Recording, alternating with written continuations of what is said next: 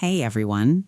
If you're working on a thesis, a book, or a formal report, you often need to use Roman numerals for your introductory pages, like the table of contents, before switching to standard numbers for the main text.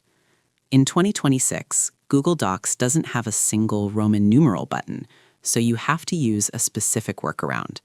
Today, I'm showing you exactly how to set this up on desktop. Let's get to it. Step 1. Separate your document with a section break. First, you need to tell Google Docs that your intro pages are separate from the rest of your paper. Scroll to the very bottom of the last page where you want Roman numerals to appear. Go to the Insert menu, hover over Break, and select Section Break Next Page. This is critical because it allows you to format page numbers differently in each section. Step 2. Access the header or footer. Now, move to the first page of your document. Double-click in the header or footer area where you want the numbers to sit. Important: if you see a checkbox that says Link to Previous, make sure it is unchecked on the first page of your second section later on. For now, just focus on Section 1. Step 3. Manually insert the Roman numeral.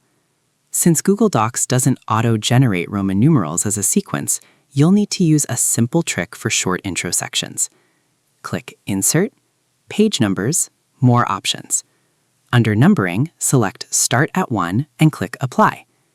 Now simply highlight that number 1 and type a lowercase or uppercase I over it.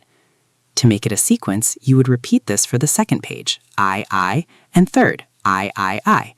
For short front matter, this manual swap is the cleanest way to maintain the layout. Step 4. Switch to standard numbers for Section 2. Now scroll down to the first page of your main content, Section 2. Double-click the header/footer.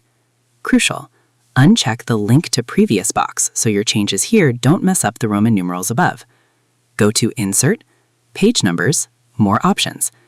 Ensure it says Start at 1 and Apply to this section.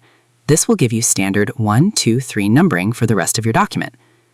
It takes a few extra clicks, but now your document looks professional and academic. I hope this helped you out, and I see you in the next one.